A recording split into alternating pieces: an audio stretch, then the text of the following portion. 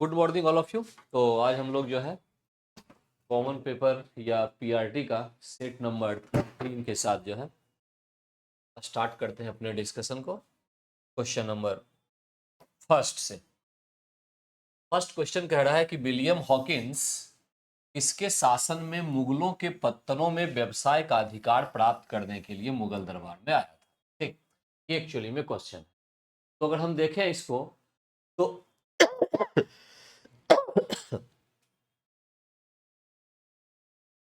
William Hawkins तो ये 1608 ईस्वी में आया था ये।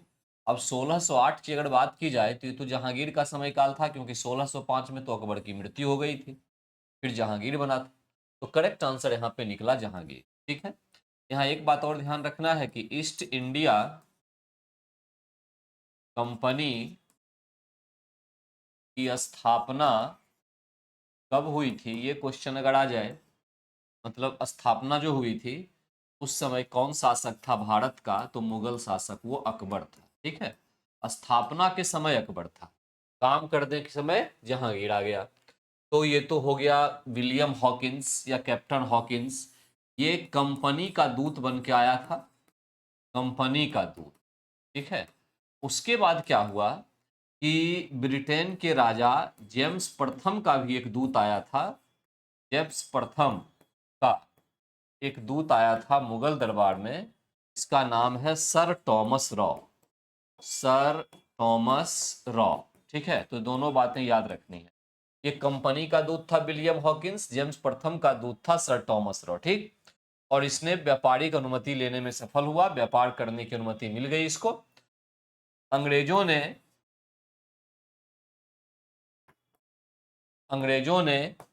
1911 में प्रथम व्यापारिक कोठी मुसलीपट्टनम में स्थापित की। मुसलीपट्टनम में स्थापित की थी। ठीक है, और पहली जो फैक्ट्री 1913 में, प्रथम फैक्ट्री की बात अगर करें, फैक्ट्री तो ये स्थापित हुआ था सूरत में। सूरत में स्थापित किया गया था। तो करेक्ट आंसर यहां पर निकला फर्स्ट का, हमारे पास बी। करेक्ट आंसर निकला बी। ठीक है, फर्स्ट का बी। आइए क्वेश्चन नंबर हम लोग सेकंड की ओर। Question number second. Kunwar Singh 1857 के विद्रोह के एक प्रमुख नायक थे, वह निम्नलिखित में से किससे संबद्ध थे। 1857 जो है, जो विद्रोह हुआ था, वो नॉर्थ इंडिया में लगभग फैला था, और इसमें से अगर हम बात करें तो कुंवर सिंह बिहार से थे। बिहार में भी जगदीशपुर स्टेट के वो जमींदार थे। जगदीशपुर स्टेट के जमींदार थे। इसके साथ और भी अगर देखा जाए तो दिल्ली, बहादुर शाह जफर तथा वक्त खां, कानपुर नाना साहब,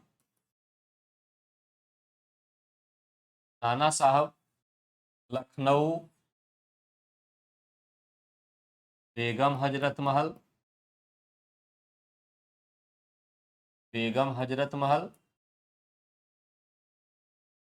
झांसी रानी लक्ष्मीबाई,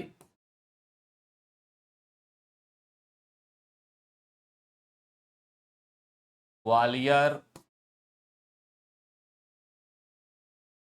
तात्या टोपे, फैजाबाद अहमदुल्ला, इलाहाबाद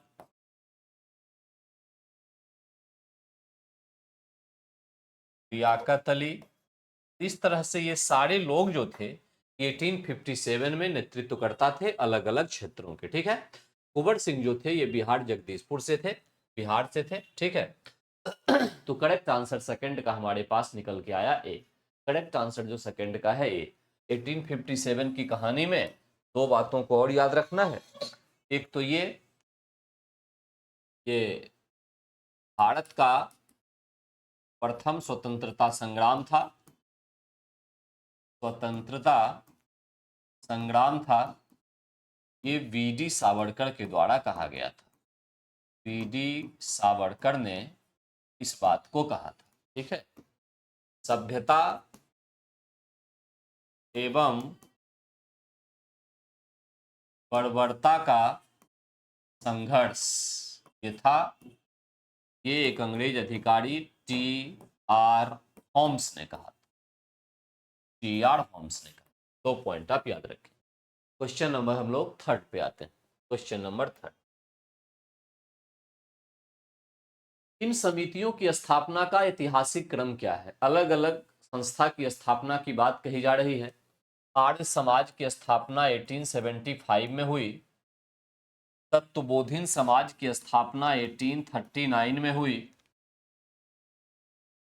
प्रार्थना समाज की स्थापना 1867 में हुई, रामकृष्ण मिशन 1897, दक्कन शिक्षा समिति 1884 and Indian national social conference 1887।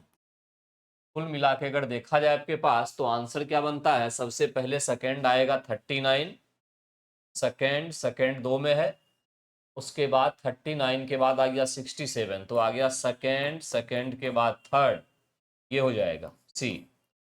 Third के बाद फिर 75 फर्स्ट के बाद फिर 1884 5, फिर 6 और लास्ट में 4।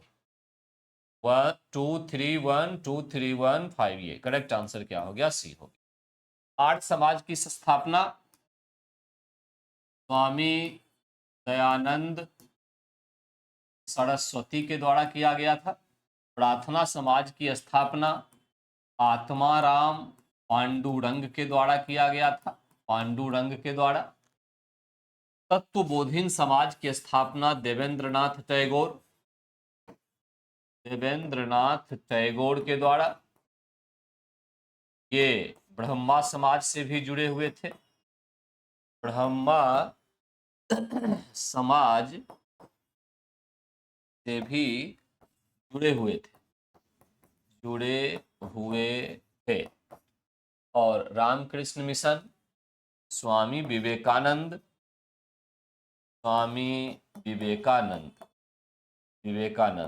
इन दोनों संस्थाओं में कोई एक व्यक्ति नहीं थे, कई लोगों का समूह था, योग्य लोगों का, जिन्होंने इसकी स्थापना की थी।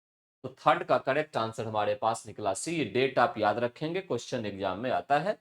संस्थापक का नाम भी चारों का याद रखना है। ठीक है। क्वेश्चन नंबर 3 के बाद क्वेश्चन नंबर 4 की ओर। होम रूल लीग के संबंध में निम्नलिखित में से क्या असत्य है? पहली बात तो मैं ये बता दूं कि होम रूल लीग की जब बात आती है तो यहां पर 2 नेताओं की चर्चा होती है। अप्रैल 1916 और सितंबर 1916। अप्रैल 1916 में बाल गंगाधर तिलक के द्वारा इसकी शुरुआत की गई होम रूल की, और सितंबर 1916 में एनी बेसेंट, जो कि एक आयरिश महिला थी, बेसेंट के द्वारा शुरू की गई। 2 लोग हो गए। ठीक है। बाल गंगाधर तिलक जो है, उनका जो क्षेत्र था वो क्षेत्र पहले ही ऑप्शन में दिया हुआ है, इसलिए मैं उसको वही लिख रहा हूं। तिलक की home rule league Maharashtra, Karnataka, Madhya Prant और बरार तक थी, बस इतनी थी। तो क्षेत्र जो था वो बी नंबर जो ऑप्शन है उसमें था। ठीक है। उसके बाद यहां पर एनी बेसेंट का क्षेत्र जो शेष भारत बच गया वो था, यानी ज्यादा बड़ा क्षेत्र किसका था? तो एनी बेसेंट का था। ठीक है। अब बाल गंगाधर तिलक के द्वारा 2 प्रकार की पत्रिका निकाली गई थी। ठीक, एक मराठा, एक केसरी। केसरी मराठा भाषा में थी और मराठा जो है ये अंग्रेजी भाषा में। अंग्रेजी भाषा में थी। ठीक, ये हो गया। अगर हम एनी बेसेंट की बात करें तो इसकी भी दो पत्रिका थी, न्यू इंडिया और कॉमनवेल्थ, ये दो पत्रिका थी। इन पत्रिकाओं के माध्यम से क्या था कि होम रूल लीग ने भारतीयों के मध्य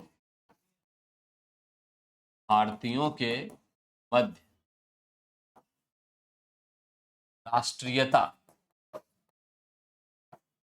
एवं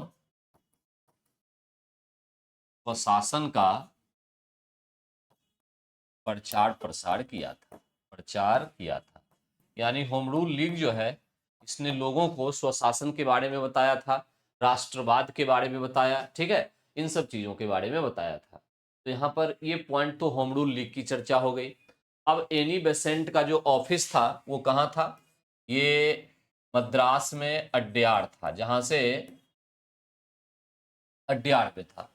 अब इसके संबंध में कौन सा असत्य है ये पूछ रहा है। सबसे पहले इसकी योजना एनी बेसेंट ने 1415 में प्रस्तुत की थी, पॉइंट सही, कोई दिक्कत नहीं। तिलक की होम रूल लीग का ये इलाका था, ये भी पॉइंट सही। तिलक और बेसेंट के मतभेदों के उपरांत भी दोनों लीग में बनी रही, पॉइंट गलत है। यानी करेक्ट ऑप्शन जो हमारे पास है वो सी होगा, करेक्ट ऑप्शन सी। तिलक और बेसेंट में किसी प्रकार का कोई मतभेद नहीं था, कहीं कोई समस्या नहीं थी। ठीक, आइए क्वेश्चन नंबर 5 की ओर चलते हैं। मैं एक समाजवादी और गणतंत्रवादी हूं और मुझे राजाओं और राजकुमारों में विश्वास नहीं है। फिर ये कथन है, कथन हमेशा याद रखना होगा, कोई इसका ऑप्शन नहीं है। जवाहरलाल नेहरू का कहना था। उन्होंने स्पष्ट कहा था कि मैं समाजवादी विचारधारा को लेकर आगे चल रहा हूं, ठीक है, समाजवाद मेरी प्रमुख थ्योरी है, और मैं गणतंत्रवादी हूँ, रिपब्लिक, और मुझे राजा और राजकुमारों में कोई विश्वास नहीं है। अगर कोई व्यक्ति गणतंत्र में विश्वास करेगा तो गणतंत्र का मतलब तो यही हुआ कि जहां का सबसे ऊंचा पद जो है, सर्वोच्च पद, जैसे राष्ट्रपति हो गया, वो एक चुना हुआ व्यक्ति होगा, न कि कोई राजा रानी होगी। जब वो गणतंत्रवादी अपने आप को कह रहे हैं तो सीधी सी बात है, राजा और रानी का तो विरोध करेंगे ही करेंगे, ठीक है। तो फिफ्थ का करेक्ट आंसर हमारे पास निकला सी। जवाहरलाल नेहरू ने इस प्रकार के स्टेटमेंट दिए थे कि मैं समाजवादी और गणतंत्रवादी हूं, राजाओं में मुझे कोई विश्वास नहीं। आइए क्वेश्चन नंबर 6 की। गांधी जी का सर्वोदय, इससे क्या तात्पर्य था? सर्वोदय का अगर हम देखें एक सामान्य अर्थ, तो इसका मतलब होता है सभी का उदय। इसमें कोई भेदभाव नहीं था, ये बात आप ध्यान रखेंगे। सभी के उदय की बात महात्मा गांधी ने की थी, ठीक है। और वो उदय किस प्रकार का था? इसमें अब ऑप्शन देखिए। सर्वोदय से क्या तात्पर्य था? अहिंसा तो उनकी एक थ्योरी थी ही अलग से। अछूत दलित का उत्थान करना, यह भी सर्वोदय का एक हिस्सा था, लेकिन सर्वोदय की पूरी मीनिंग इसमें नहीं आती है, आधी अधूरी आती है, ठीक। नैतिक मूल्यों पर आधारित एक नए समाज का सृजन करना, ये सबसे करेक्ट आंसर आएगा इन सभी ऑप्शन में से। नैतिक मूल्यों पर आधारित एक नए समाज का सृजन, ठीक है। ये क्यों मैंने छोड़ दिया? क्योंकि केवल वो अछूत और दलित के उत्थान की बात कर रहा है, जबकि यहां पर सभी का उदय है, ठीक है, इसीलिए मैंने उसको छोड़ दिया, यहां डी नहीं लगाया। तो कंप्लीट जो हमारे पास आएगा वो केवल सी, नैतिक मूल्यों पर आधारित एक नए समाज का निर्माण करना है, में सभी के उदय की बात है। वहां पर नैतिक मूल्य, मोरल वैल्यू सभी लोगों में होनी चाहिए। ये था एक्चुअली में गांधी जी का सर्वोदय। करेक्ट आंसर निकला आपके पास सी। सी जो है तो है ये करेक्ट आंसर निकला। गांधी जी की थ्योरी अहिंसा भी थी, अहिंसा एक तो थी ही, अहिंसा के साथ सविनय अवज्ञा थी, सविनय अवज्ञा, सविनय अवज्ञा ये दूसरा सबसे महत्वपूर्ण सिद्धांत था, और सत्याग्रह ये भी एक महत्वपूर्ण थ्योरी महात्मा गांधी की थी, ठीक है। आइए क्वेश्चन नंबर 7 की ओर। निम्नलिखित में से किस एक्ट के अंतर्गत भारत में ईस्ट इंडिया कंपनी के हाथ से शासन का स्थानांतरण ब्रिटिश सरकार को हुआ था? गवर्नमेंट ऑफ इंडिया एक्ट 1858 इसके तहत हुआ था, हम सब लोग जानते हैं।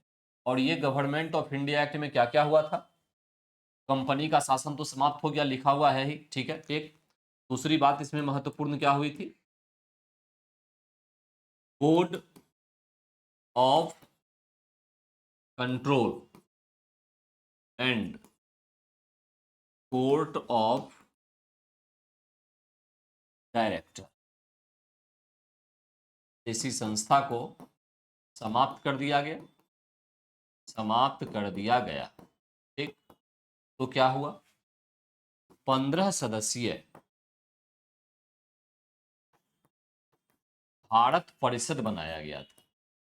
भारत परिषद का निर्माण हुआ था और इसका जो अध्यक्ष होता था, अध्यक्ष वो भारत सचिव, सेक्रेटरी ऑफ स्टेट, भारत सचिव, सेक्रेटरी फॉर इंडिया या सेक्रेटरी ऑफ स्टेट कहते हैं, इस प्रकार के पद को लाया गया था। ठीक है, यहाँ पर दोहरी शासन व्यवस्था को समाप्त कर दिया गया था।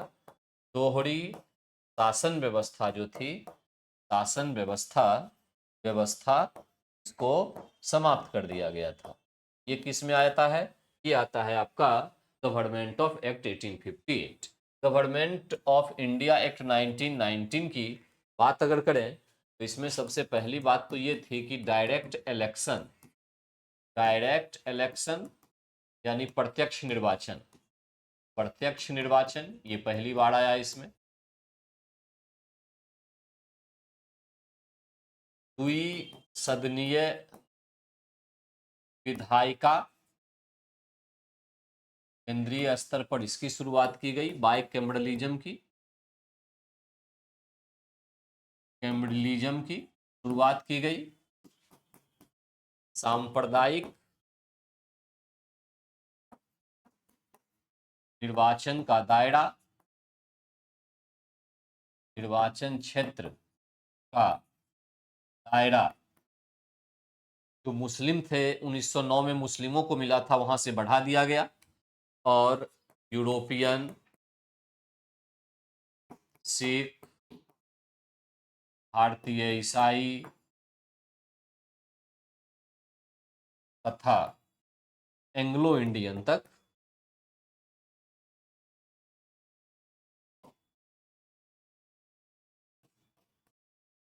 एंग्लो इंडियन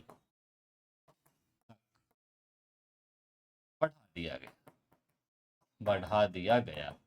इसमें हुआ था ये 1909 में हुआ। ठीक है, रेगुलेटिंग एक्ट में सबसे महत्वपूर्ण 1773 में सुप्रीम कोर्ट की स्थापना, सुप्रीम कोर्ट, ठीक है, की स्थापना, ये सबसे महत्वपूर्ण काम था जो किया गया था, सुप्रीम कोर्ट की स्थापना। तो करेक्ट आंसर यहाँ पर जो है 7 का निकल के आया, बी, जिसमें कंपनी का शासन समाप्त और ब्रिटिश क्राउन का शासन प्रारंभ, गवर्नमेंट ऑफ इंडिया एक्ट 1858। आत्मसम्मान का अभियान एक ऐसा अभियान है जिसका लक्ष्य इस ऐसा समाज निर्मित करना है जहां पिछड़ी जातियों को भी समान मानव अधिकार प्राप्त हो। इसकी शुरुआत किसने की थी? देखिए 1920 में, 1920 में आत्म सम्मान आंदोलन, आंदोलन दक्षिण भारत में, दक्षिण भारत में, दक्षिण भारत में, ठीक है, इन्होंने शुरू किया था ई बी रामा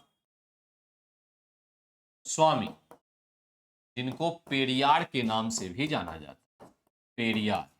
तो करेक्ट आंसर बी हो गया, पेरियार के नाम से इनको जानते हैं, ई.बी. रामास्वामी। तमिल भाषा में इन्होंने, तमिल भाषा में रामायण की भी रचना की थी इन्होंने, रामायण की रचना की। सबसे महत्वपूर्ण बात ये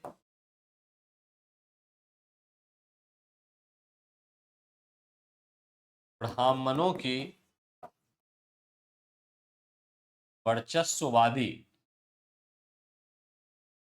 वर्चस्ववादी नीति का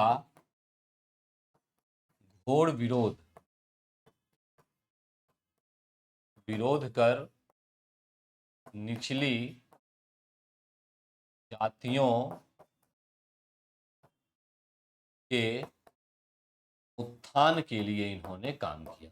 ठीक है, तो आत्मसम्मान से संबंधित ईवी रामास्वामी थे। दक्षिण भारत में इन्होंने आंदोलन चलाया था 1920 के आसपास, आत्मसम्मान आंदोलन। इनको पेरियार के नाम से भी जाना जाता है। ठीक है, तमिल भाषा में रामायण की इन्होंने रचना की। ब्राह्मणों की जो वर्चस्ववादिता थी समाज में, उसको तोड़ने का काम इन्होंने किया था। ठीक, 8। आइए क्वेश्चन नंबर 9 की ओर। भारतीय उपमहाद्वीप मूलतः एक विशाल भूखंड का भाग था जिसे कहते हैं, देखिए, वेगनर नाम का एक वैज्ञानिक था, वेगनर। इसने कॉन्टिनेंटल ड्रिफ्ट थ्योरी दिया था। कॉन्टिनेंटल ड्रिफ्ट थ्योरी महाद्वीपीय द्वीपीय विस्थापन सिद्धांत ये देता है, और उस विस्थापन सिद्धांत में ये बताता है कि पहले संपूर्ण पृथ्वी जो है, संपूर्ण पृथ्वी ठीक है,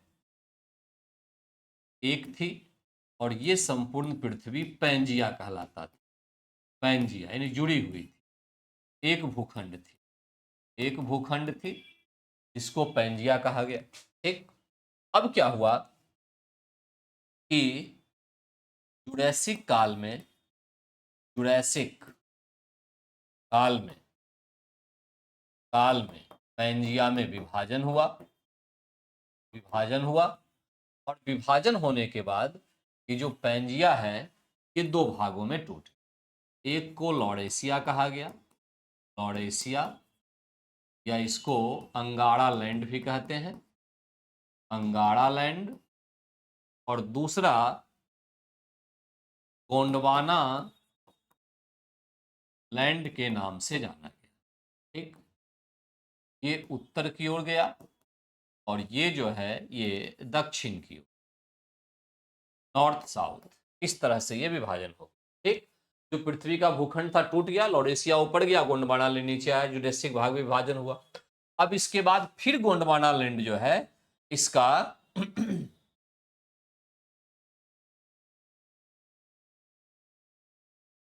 क्रिस्टेशियस काल में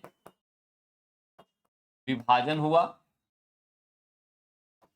गोंडवाना लैंड का, और गोंडवाना लैंड का जब विभाजन हुआ तब उससे अफ्रीका,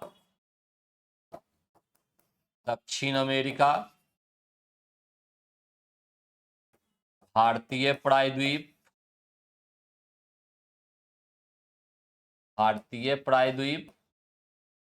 मेडागास्कर और ऑस्ट्रेलिया,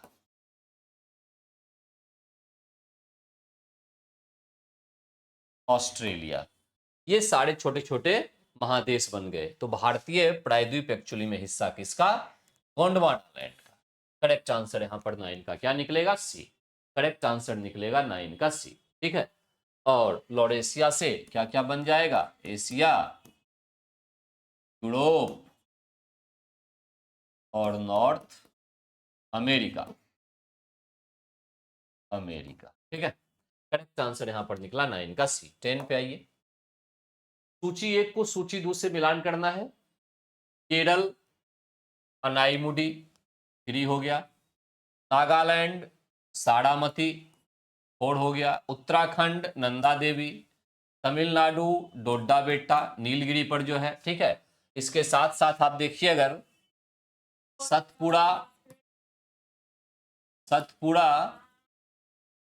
धूपगढ़, सतपुड़ा का हो गया धूपगढ़, अरावली सर्वोच्च शिखर गुरु शिखर, इसका गुरु शिखर, मैकाले पर्वत, अमरकंटक। तो इस तरह से 3 4 2 1 करेक्ट आंसर सी।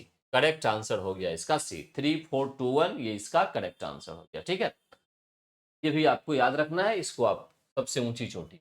आइए क्वेश्चन नंबर 11 की ओर। प्रायद्वीपीय भारत की नदियों में से कौन सी सबसे लंबी नदी है? प्रायद्वीपीय भारत की जो भी नदियां होती है, ठीक है, ये मुख्य रूप से वर्षा जल पर निर्भर करती है, वर्षा जल पर निर्भर है, इसीलिए सालों भर इसमें पानी नहीं होता। ये हिमालयी नदियों की तुलना में प्रौढ़ है। प्रौढ़ मतलब पुरानी है, ओल्ड है, ठीक है। इसी वजह से ढाल इन नदियों में मंद है या समाप्त हो चुका है। बहुत कम ढाल है दक्षिण की नदियों का, ठीक है, इसी वजह से। ठीक, तो यहां पर गोदावरी की बात अगर हम करें तो गोदावरी लगभग 1465 किलोमीटर, 65 किलोमीटर की लंबाई है। कावेरी की लंबाई जो है ये 805 किलोमीटर, और कृष्णा लगभग 1400 ये भी है। तो सबसे लंबी की अगर बात हो तो करेक्ट आंसर तो गोदावरी निकला, ठीक है। यहां पर लंबाई के कारण से गोदावरी को दक्षिणी गंगा के नाम से जानते हैं। दक्षिणी गंगा कहा जाता है किसको? गोदावरी को।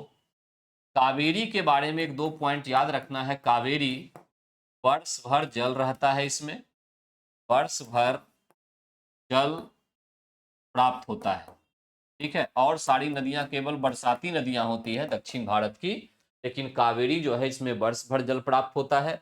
और इस नदी के अपवाह क्षेत्र को, इस नदी के अपवाह क्षेत्र को, अपवाह क्षेत्र को बहने वाला है से दक्षिण भारत के चावल का कटोरा कहते हैं। चावल का कटोरा कहा जाता है, ठीक। पवित्रता के हिसाब से देखें, सबसे पवित्र नदी, सबसे पवित्र नदी दक्षिण भारत की, दक्षिण भारत की तो वो कावेरी होगी। इसीलिए इसको गंगा भी कहते हैं। पवित्रता के हिसाब से इसको गंगा कहते हैं, वहां लंबाई के हिसाब से गोदावरी को। तो करेक्ट आंसर यहां पर निकला 11 का सी। 11 का करेक्ट आंसर आया सी। 12 पे आइए। चेरापूंजी कहाँ है? सिंपल क्वेश्चन है, मेघालय में है, इसमें कोई डाउट नहीं है। सबसे पहले यही वर्षा सबसे अधिक हुआ करती थी, लेकिन अब ये शिफ्ट हो गया है, अब वो मानसीराम चला गया, वो भी मेघालय में ही है, ठीक है। तो 12 का करेक्ट आंसर आया बी आपके पास। भारत के कुछ भागों में यात्रा करते हुए आप देखेंगे कि कहीं कहीं लाल मिट्टी पाई जाती है। मिट्टी के इस रंग का प्रमुख कारण क्या है? ठीक है, मिट्टी में जो लाल रंग होता है इसका प्रमुख कारण होता है आयरन ऑक्साइड, आयरन यानी फेरिक ऑक्साइड की विद्यमानता। तो करेक्ट आंसर यहाँ पे निकला सी, फेरिक ऑक्साइड की विद्यमानता, ठीक है। ये जो लाल मिट्टी है इसको लाल पीली मिट्टी भी कहते हैं। ये एक्चुअली में एसिडिक मिट्टी होती है, यानी अम्लीय मिट्टी होती है, ये अम्लीय है ये, ठीक है, नेचर में, इसलिए बहुत ज्यादा उपजाऊ नहीं होती है ये। अम्लीय मिट्टी है लाल मिट्टी, ठीक। इसमें नाइट्रोजन, फास्फोरस तथा ह्यूमस की कमी पाई जाती है, कमी होती है, ठीक है। ये भी आप बात को ध्यान में रखेंगे। अगर ये तो लाल मिट्टी की बात हो गई, अगर हम जलोढ़ की बात करें, जलोढ़ मिट्टी, तो जलोढ़ मिट्टी जो है इसमें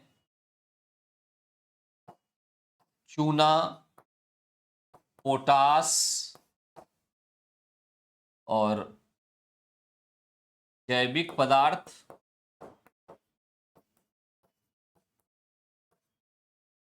की प्रचुरता होगी, प्रचुरता होगी। नाइट्रोजन एंड ह्यूमस की कमी होगी, कमी होगी। जलोढ़ मिट्टी दो भागों में बांटा जाएगा, आधर बांगर। आधर को नवीन जलोढ़ कहते हैं, बांगर को पुरानी जलोढ़ कहते हैं, पुरानी जलोढ़ कहते हैं।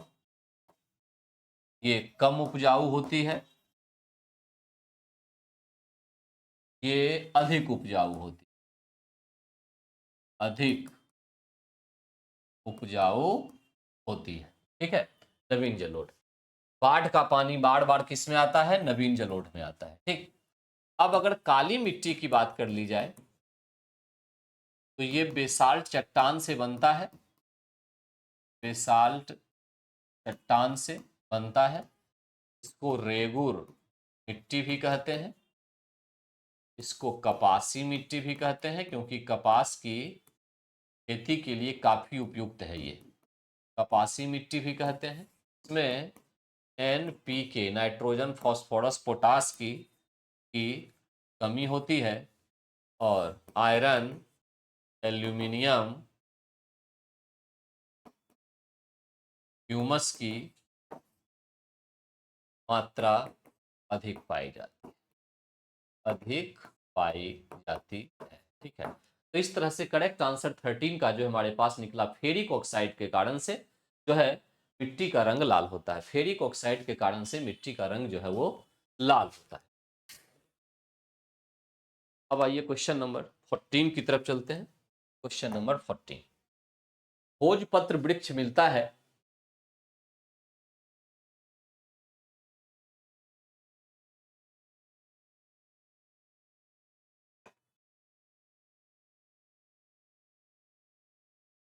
भोजपत्र वृक्ष मिलता है, ये चौड़ी पत्ती वाले वृक्ष हैं, ये हिमालय में एक्चुअली मिलता है। ध्यान दीजिएगा इस बात को। ठीक है, हिमालय में, और वो भी कहाँ? भोजपत्र हिमालय में भी, खास करके आपको पूर्वी हिमालय में, पूर्वी हिमालय, ठीक है, जहाँ पर्वतीय वन पाए जाएंगे, पर्वतीय वन, वहाँ चौड़ी पत्ती वाले पेड़ मिलते हैं, चौड़ी पत्ती वाले पेड़ पाए जाते हैं। ठीक, तो यहाँ पर अगर हम बात कर लें जंगल की, तो भारत की अगर बात करें तो यहाँ पर एक तो उष्णकटिबंधीय पीढ़ी या जंगल पाए जाते हैं, उष्णकटिबंधीय। अब इसमें से 3 हिस्सा आता है अगर देखें, एक तो सदाबहार, एवरग्रीन, एक आर्द्र पर्णपाती,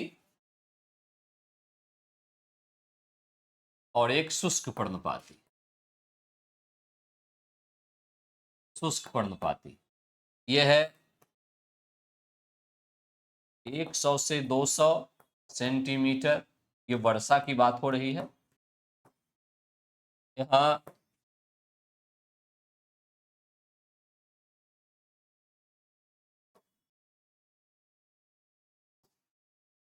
200 सेंटीमीटर से अधिक तो सदाबहार हो गया, 100 से 200 सेंटीमीटर आर्द्र पर्णपाती, और 70 से 100 सेंटीमीटर ये शुष्क पर्णपाती। ठीक है, यहाँ के पेड़ की अगर बात करें तो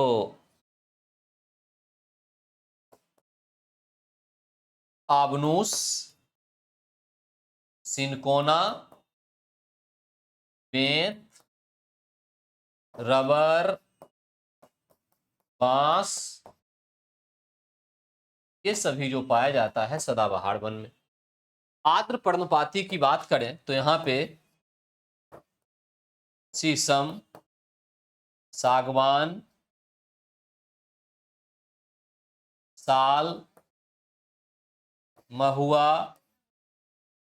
सखुआ, आम, ये सभी आर्द्र पर्णपाती वन के पेड़ हैं। ठीक है, शुष्क पर्णपाती वन जो होता है, इसमें ध्यान दीजिएगा कि झाड़ी उत्पन्न होगी तथा कांटेदार वृक्ष पाए जाएंगे। कांटेदार वृक्ष जो है ये मुख्य रूप से पाए जाते हैं। शुष्क पर्णपाती वन जो है, इसकी सबसे बड़ी समस्या होती है इस जंगल की, यहाँ पर चराई बहुत होता है, जानवरों को चराने का काम होता है, इसलिए जंगल जो है ये कंजर्व नहीं रह पाते, सुरक्षित नहीं रह पाते हैं। ठीक है, तो इस तरह से 14 का करेक्ट आंसर तो बी निकला। सदाबहार, आर्द्र पर्णपाती, शुष्क पर्णपाती, 3 ही प्रकार के मुख्य वन, और उसमें से सबसे अधिक भारत में आर्द्र पर्णपाती वन पाए जाते हैं। उष्णकटिबंधीय आर्द्र पर्णपाती वन, ठीक है, भारत में पाए जाते हैं अधिकांश क्षेत्र। क्वेश्चन नंबर 15, कोरबा कोयला क्षेत्र कहाँ? छत्तीसगढ़ में।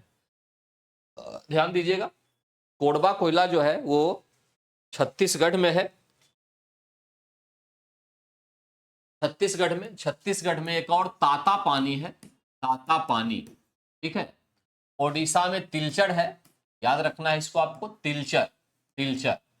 पश्चिम बंगाल में रानीगंज हो गया, रानीगंज कोयला क्षेत्र काफी फेमस है, ठीक है। और अगर हम झारखंड की बात करें, झारखंड की, यहाँ तो झड़िया होता है, झड़िया, कर्णपुरा, बोकारो, ये सभी क्षेत्र जो है ये झारखंड का कोयले का क्षेत्र है, ठीक है, कोयले का क्षेत्र है। झारखंड में झड़िया।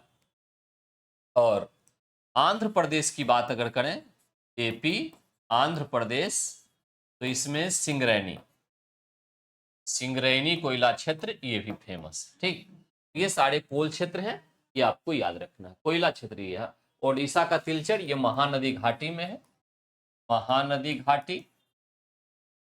रानीगंज वाला जो पश्चिम बंगाल वाला है ये मुख्य रूप से पाया जाता है कहाँ, दामोदर नदी घाटी, दामोदर नदी घाटी, ठीक है, ये भी याद रख।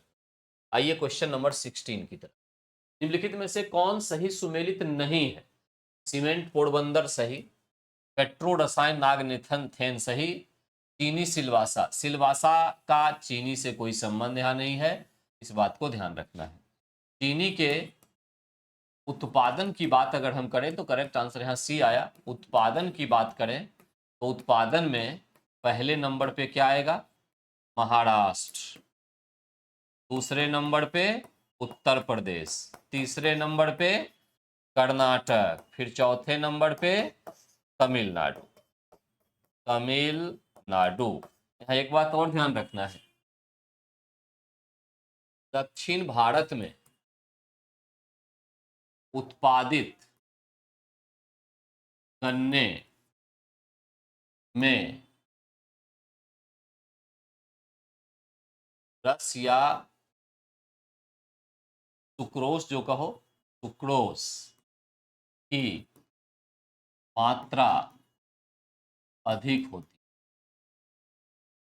होती है। इसीलिए क्या होता है कि अब अधिकांश जो चीनी उद्योग है वो दक्षिण भारत की ओर शिफ्ट करता जा रहा है, क्योंकि वहां सुक्रोस या रस की मात्रा उत्तर भारत में जो गन्ने उपजाए जाते हैं उसकी तुलना में काफी अधिक होती है, ठीक। ये बात आप याद रखेंगे। 16 का करेक्ट आंसर निकला सी। आंख के रेटिना की परंपरागत कैमरा के निम्नलिखित में से किस भाग से तुलना की जा सकती है? देखिए, रेटिना पर क्या होता है, आंख का जो रेटिना है, इस रेटिना पर हम लोग क्या पढ़ते हैं कि इमेज फॉर्म्ड होता है, इमेज फॉर्म्ड होता है। यानी मतलब ये हुआ कि वास्तविक तथा उल्टे प्रतिबिंब का निर्माण होता है, उल्टे प्रतिबिंब का निर्माण होता है, ठीक है, निर्माण होता है। ये एक्चुअली में पॉइंट है, ठीक। कहाँ, रेटिना पर इमेज फॉर्म होता है। अब अगर हम इसी की तुलना कह रहा है कैमरे से किया जाए तो कैमरे में जो आपको इमेज प्राप्त होगा वो कहाँ प्राप्त होगा, फिल्म पे प्राप्त होगा। तो करेक्ट आंसर आपका क्या निकला, ए, फिल्म निकल गया, ठीक है। करेक्ट आंसर 17 का है फिल्म। तो रेटिना की जगह कैमरे की बात अगर करें तो कैमरे में आपके पास फिल्म आ गया, यहाँ लिखा ही बात था, कोई जरूरत इसकी लिखने की थी नहीं, फिल्म आ गया, ठीक है। एक पॉइंट तो ये हो गया। अच्छा, दूसरी बात ये, लेंस की चर्चा अगर हम कर लें, लेंस की, जो ह्यूमन आई हमारा है, ह्यूमन आई, मानव आंख, इसमें कौन सा लेंस होता है, तो उत्तल लेंस होता है, उत्तल लेंस, ठीक है।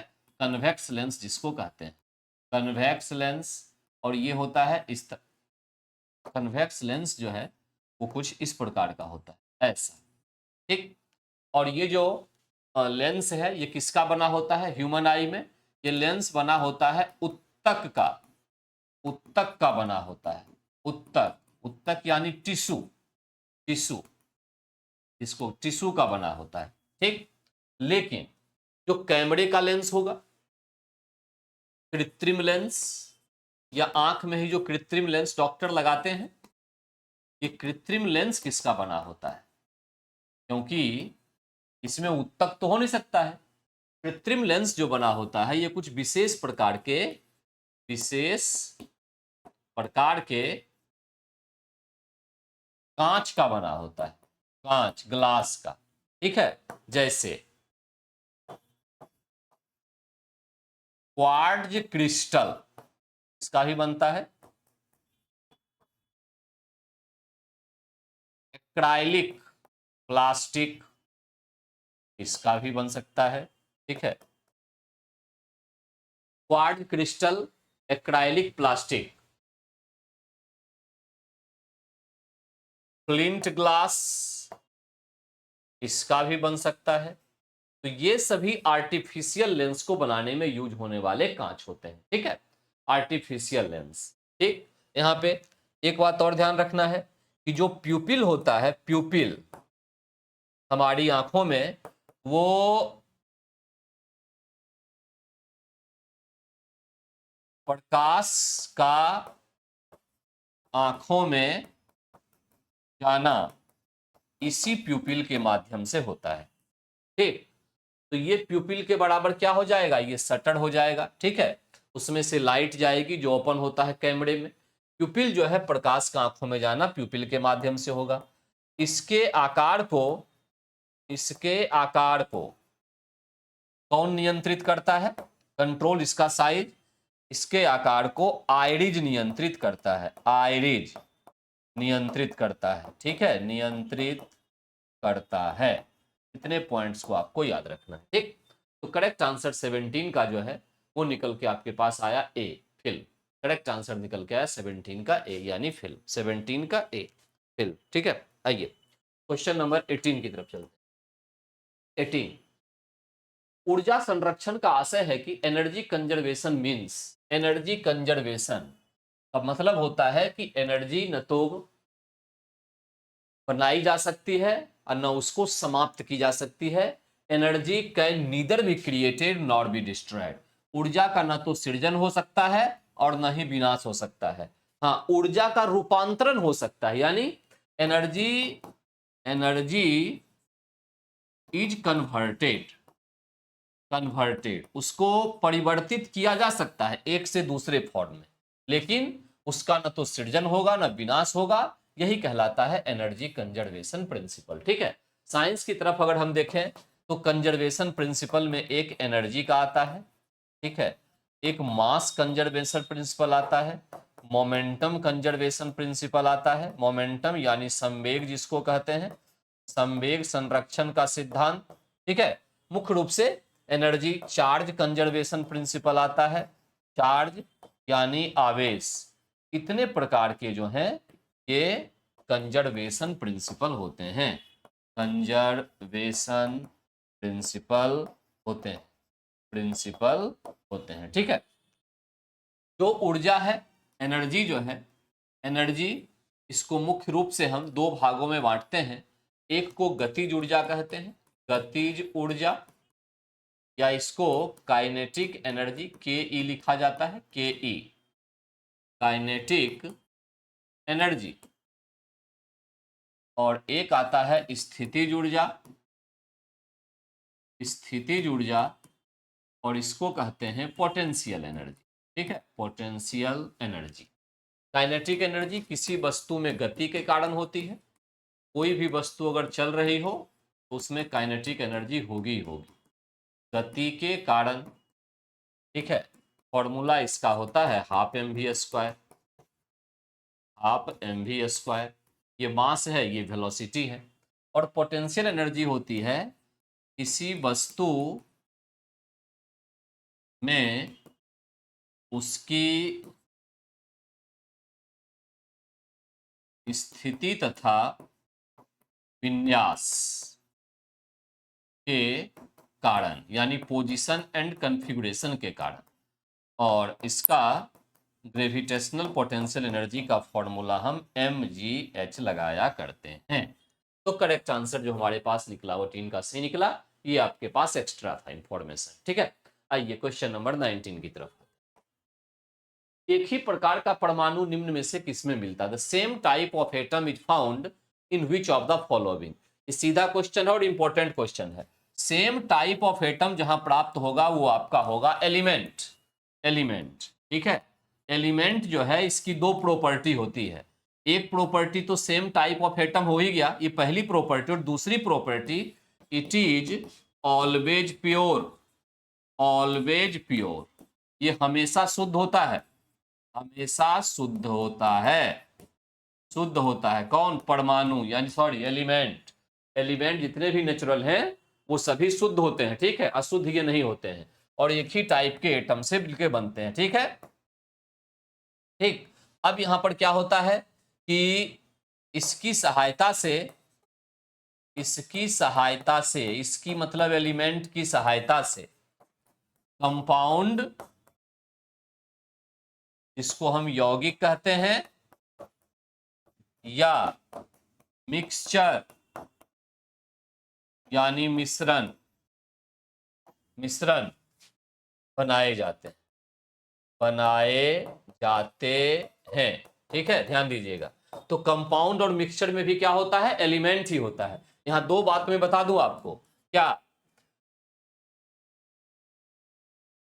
एलिमेंट के मध्य, एलिमेंट्स के मध्य रासायनिक अभिक्रिया जब होगी, रासायनिक अभिक्रिया तो क्या बनेगा? तो बनेगा कंपाउंड, जिसको यौगिक कहते हैं। ठीक, एग्जाम्पल के तौर पे H2O, वाटर, पानी। और जब एलिमेंट्स के मध्य रासायनिक अभिक्रिया नहीं होगी, रासायनिक अभिक्रिया नहीं होगी, तो क्या बनेगा? तो मिक्सचर बनेगा। मिक्सचर यानी मिश्रण का निर्माण, ये ध्यान रखना, ठीक है। कंपाउंड और मिक्सचर में यही अंतर होता है कि कंपाउंड जो होता है वो शुद्ध होता है क्योंकि उसमें रासायनिक अभिक्रिया होती है, मिक्सचर जो होता है वो शुद्ध होता है, ठीक है। मिश्रण, क्योंकि इसमें रासायनिक अभिक्रिया नहीं होती। करेक्ट आंसर 19 का निकल के क्या आएगा? Natural element, same type of atom.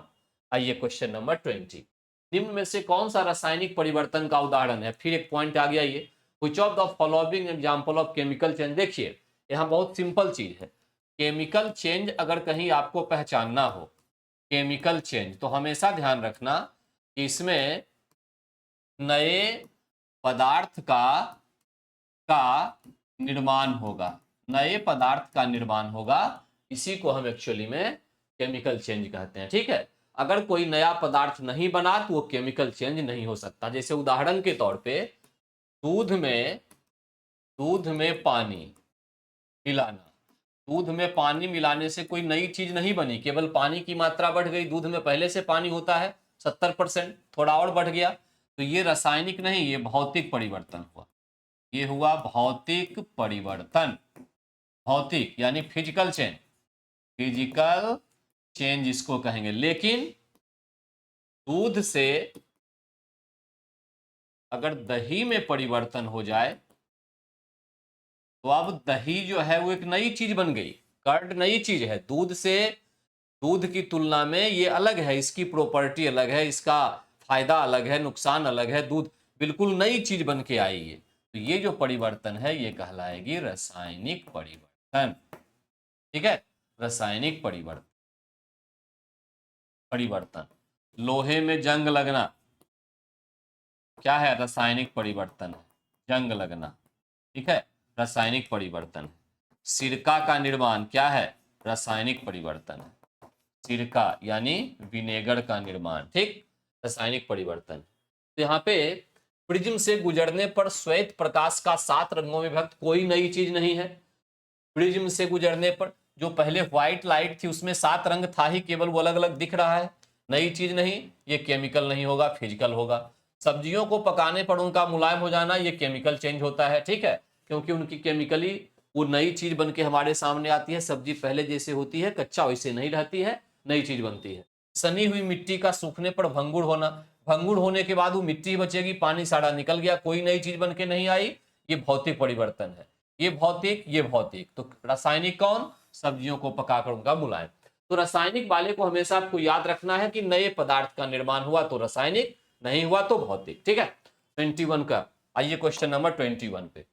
पानी की अस्थायी कठोरता के लिए कौन उत्तरदायी है? देखिए, पानी में कठोरता दोनों होती है, अस्थायी और अस्थायी। अस्थायी कठोरता जो है, अस्थायी कठोरता, टेम्पररी हार्डनेस, ये होता है कैल्शियम तथा मैग्नीशियम के हाइड्रोजन कार्बोनेट के कारण, हाइड्रोजन कार्बोनेट के कारण ऐसा होता है। ठीक है, अस्थाई। इसको, इसे उबाल कर, या बॉइल्ड जिसे कहते हैं, बॉइल, उबाल कर दूर किया जाता है, किया जाता है। ये तो एक पॉइंट हो गया। लेकिन यहां अस्थाई पूछ रहा है, तो अस्थाई जो होता है ये कैल्शियम और मैग्नीशियम के क्लोराइड्स और सल्फेट के कारण से होता है, याद रखना है ये। तो करेक्ट आंसर ये निकला, कैल्शियम एंड मैग्नीशियम के क्लोराइड और सल्फेट्स की वजह से अस्थाई कठोरता होती है। और इसको दूर करने के लिए, दूर करने के लिए आयन एक्सचेंज मेथड का उपयोग किया जाता है, उपयोग किया जाता है। ठीक है, उपयोग किया जाता है। आयन एक्सचेंज मेथड से पानी की अस्थायी कठोरता को दूर करते हैं। परम्यूटाइट नाम का एक पदार्थ होता है, उसको पानी में डालते हैं, फिर वो प्रेसिपिटेट को अलग करता है शुद्धता को, और फिर वो साफ होता है। ठीक है, इस तरह से। शल्य क्रिया में ऑर्थोप्लास्टी क्या है? ऑर्थोप्लास्टी एक स्पेशल नाम आता है बायोलॉजी में। शल्य क्रिया मतलब हड्डियों में किसी प्रकार की प्रॉब्लम हो गई तो उसको ठीक करने के लिए ऑर्थोप्लास्टी, ये एक्चुअली में हिप ज्वाइंट रिप्लेसमेंट है। कूल्हे के जोड़ का प्रतिस्थापन जो किया जाता है, हिप ज्वाइंट रिप्लेसमेंट, इसको हम ऑर्थोप्लास्टी के नाम से जानते हैं। ठीक है, शल्य क्रिया के लिए अगर आप देखेंगे मेडिकल साइंस में एक्सरे की सहायता से, एक्सरे की सहायता से बोन फ्रैक्चर, फ्रैक्चर का पता लगाया जाता है, पता लगाया जाता है। ठीक है, ये आप ध्यान देंगे। ठीक, एक्सरे की सहायता से बोन फ्रैक्चर का पता लगाया जाता है। यहाँ पर सीटी जो स्कैन है, इसमें भी एक्सरे का ही उपयोग होता है। ठीक है, लेकिन जो एमआरआई है, एमआरआई, इसमें रेडियो वेव और नहीं तो गामा रेज, गामा रेज का किरण का उपयोग करके, और तब मेडिकल साइंस में ये काम पूरा किया जाता है। ठीक, यहाँ पर दो बातों को ध्यान रखना है। एक तो पेनेट्रेटिंग पावर पे क्वेश्चन आता है, पेनेट्रेटिंग पावर, भेदन क्षमता, इसकी कितनी? तो सबसे अधिक गामा की, फिर एक्सरे की, फिर बीटा की, और फिर अल्फा की। ठीक है, याद रखना है पेनेट्रेटिंग। और एक होता है आयोनाइजिंग पावर, आयोनाइजिंग पावर, आयनन क्षमता, आयनन क्षमता, ये सबसे अधिक अल्फा, फिर बीटा, फिर गामा। ठीक, ये पॉइंट याद रखें। तो 22 का करेक्ट आंसर हमारे पास निकला सी। 22 का करेक्ट आंसर जो है वो सी आ रहा है। 23 पे आइए। अलसी किसका प्रचुर स्रोत है? हम लोग बिहार में इसको तीसी के नाम से जानते हैं। अलसी जो है ये ओमेगा 3 फैटी एसिड का सबसे बड़ा सोर्स है। ध्यान रखना है, ओमेगा 3 फैटी एसिड का एक और भी बड़ा सोर्स फिश ऑयल होता है, मछली का तेल। मछली का जो तेल होता है, फिश ऑयल, ये भी सबसे अधिक होता है। और ब्रेन को विकसित करने में, मेमोरी को पावरफुल बनाने में, जो है शार्प बनाने में, ये ओमेगा 3 फैटी एसिड काफी इंपॉर्टेंट रोल प्ले करता है। तो आप अगर मछली का तेल लेते हैं या मछली खाते हैं तो वो तो है ही इंपॉर्टेंट, नहीं तो सबसे बेस्ट चीज है अलसी। अलसी खाने से जो है ओमेगा 3 फैटी एसिड आपके शरीर में जाएगा और ब्रेन को जो संतुलित करेगा। ठीक है, तो 23 का करेक्ट आंसर बी है। आइए 24 पे। निम्नलिखित रोगों पर विचार कीजिए। डिप्थीरिया एक रोग है, बैक्टीरिया के कारण होता है। छोटी माता चिकन पॉक्स है, लिटिल मदर इसको कहते हैं। और चेचक स्मॉल पॉक्स कहते हैं। ठीक है, उपयुक्त कथनों में से किस रोगों का भारत में उन्मूलन हो चुका है? एक रोग का ही मात्र भारत में उन्मूलन हुआ है, और वो है आपका चेचक, ठीक है, स्मॉल पॉक्स, ये भी है, होता है, डिप्थीरिया तो खैर होता ही होता है। तो करेक्ट आंसर होगा केवल 3, केवल 3 बी, ठीक है। इसका उन्मूलन हो चुका है। पोलियो पर भी काफी अधिक संभावना है कि आगे आने वाले कुछ ही समय में इसमें घोषणा कर दी जाए, ठीक है, उन्मूलन का। 2025 तक भारत सरकार का टारगेट है टीबी उन्मूलन का, ठीक है, उन्मूलन का। तो एक एक करके कई सारी पुरानी बीमारी जो लोगों को डराती थी वो जो है धीरे धीरे करके लुप्त हो रही है, खत्म हो रही है, ठीक ना। तो चेचक या स्मॉल पॉक्स जो है ये खत्म हो चुकी है, ठीक, खत्म हो चुकी है। आइए नेक्स्ट।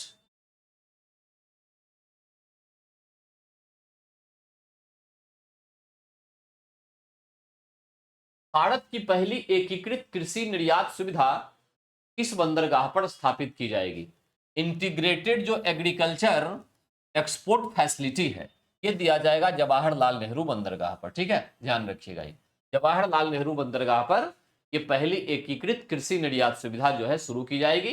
ये भारत सरकार का डिसीजन है।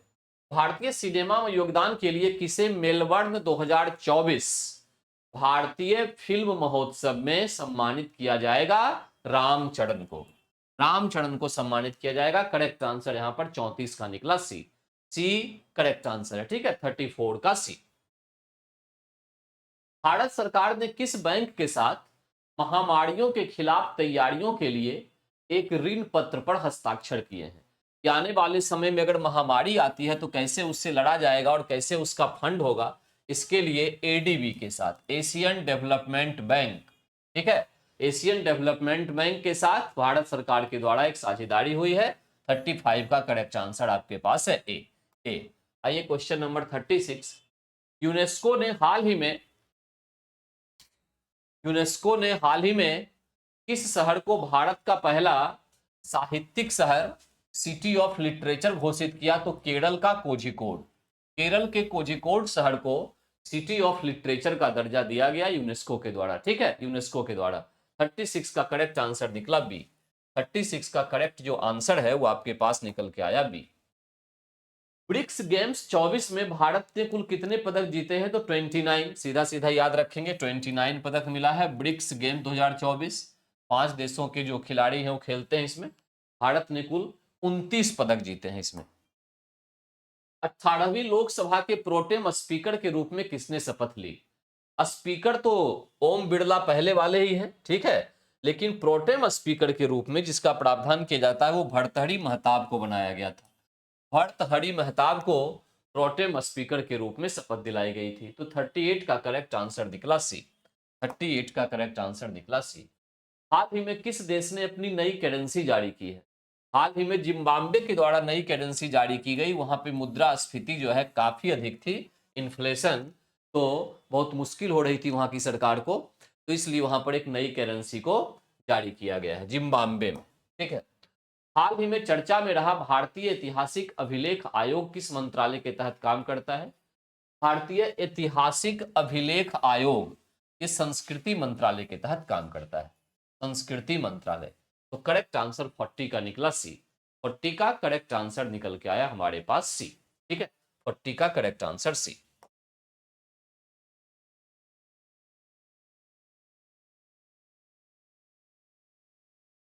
जैव विविधता के नाश का क्या कारण होता है? जैव विविधता के नाश का कारण होता है जीवों के प्राकृतिक आवास की कमी, बिल्कुल सही बात। पर्यावरण प्रदूषण, पर्यावरण प्रदूषण, वनों का नाश, ये सभी ठीक है, ये सब खत्म अगर हो जाएगा तो जैव विविधता ऑलरेडी खत्म हो जाएगी, ठीक है। जैव विविधता से संबंधित ध्यान दीजिएगा, कार्टेजना प्रोटोकॉल लाया गया था, प्रोटोकॉल, ठीक है, प्रोटोकॉल लाया गया था। कार्टेजना प्रोटोकॉल का संबंध किससे है? तो जैव विविधता है, जैव विविधता से, ठीक है, जैव विविधता से। और 22 मई को जैव विविधता दिवस मनाया जाता है। जैव विविधता दिवस मनाया जाता है, मनाया जाता है कब? 22 मई को, ठीक है, ध्यान रखेंगे। 48 का करेक्ट आंसर आपके पास निकल के आया डी। 48 का करेक्ट आंसर निकल के आया डी, ठीक। गैस जो धान के खेत से उत्सर्जित होती है तथा भूमि के तापमान में वृद्धि करती है वो कौन सी? देखिए, धान के खेत से उत्सर्जित होने वाली जो गैस है वो मीथेन, और मीथेन को हम हरित गृह गैस में भी रखते हैं। हरित गृह गैस, इसको ग्रीन हाउस गैस भी कहा जाता है। Green house gas. अब ग्रीन हाउस गैस में CO2 भी आती है, CH4, CFC, water vapour, ozone, NO2 etcetera. ये सभी गैस जो है ये ग्रीन हाउस गैस में आती है, जो पृथ्वी के तापमान को बढ़ाने का काम करती है। पृथ्वी के तापमान को बढ़ाने का काम करती है, बढ़ाने का कार्य करती, कार्य करती। तो इस तरह से हमने देखा कि जो ग्रीन हाउस गैस है उसका एक टाइप मीथेन है, और मीथेन धान के खेत से काफी अधिक मात्रा में उत्सर्जित होता है। मीथेन एक और जगह से उत्सर्जित होता है, और वो है मड, यानी कीचड़ से भी। कीचड़ जहां अधिक होगी, ठीक है, से भी उत्सर्जित होता है, उत्सर्जित होता है, ठीक है। तो इस तरह से कुल मिला के करेक्ट आंसर हमारे पास निकल के आया क्या? मीथेन, 49 का सी। ग्रीन हाउस गैस ये सभी होते हैं, ये आपको याद रखना है, ठीक। और सब अंत में आते हैं क्वेश्चन नंबर 50 की ओर। कार्बन क्रेडिट का दृष्टिकोण किसने शुरू किया था? कार्बन क्रेडिट का मतलब ये होता है कि एक निश्चित मात्रा से कम अगर कार्बन कोई कंपनी उत्सर्जित करती है तो उसको कुछ क्रेडिट मिलता है, और उस क्रेडिट को वो मार्केट में कीमत के हिसाब से बेच सकती है और अपना लाभ कमा सकती है। इसी को कार्बन क्रेडिट कहते हैं। और क्योटो प्रोटोकॉल जो 1997 जापान में शुरुआत हुई थी, इस क्योटो प्रोटोकॉल में ही कार्बन क्रेडिट का कंसेप्ट लाया गया था। तो 50 का करेक्ट आंसर निकल के आएगा ए, क्योटो प्रोटोकॉल, ठीक है। मॉन्ट्रियल प्रोटोकॉल जो है ये 1987 को आया था, 16 सितंबर को, ठीक है। और ये ओजोन होल से संबंधित है, ओजोन होल, ठीक। 16 सितंबर ओजोन डे भी मनाया जाता है, ओजोन डे या ओजोन दिवस। और पृथ्वी शिखर सम्मेलन जो है ये तो रियो डी जेनेरियो में 1992 में हुआ था, पृथ्वी शिखर सम्मेलन। इसमें एजेंडा 21 को शामिल किया गया था कि कितनी चीजों पर हमें फोकस करके पर्यावरण को बचाना है या धरती के पर्यावरण को सुरक्षित रखना है, ठीक है। तो यहाँ पर ये मॉन्ट्रियल का भी याद रखेंगे, क्योटो प्रोटोकॉल कार्बन क्रेडिट से हो गया, मॉन्ट्रियल वाला ओजोन से रिलेटेड होता है, और अर्थ तो रियो डी जेनेरियो है, इसमें एजेंडा 21 लाया गया था। तो इस तरह से आज का जो डिस्कशन है यही समाप्त होता है। अगले क्लास में मिलेंगे तो एक और नए सेट के साथ। तब तक के लिए थैंक यू वेरी मच।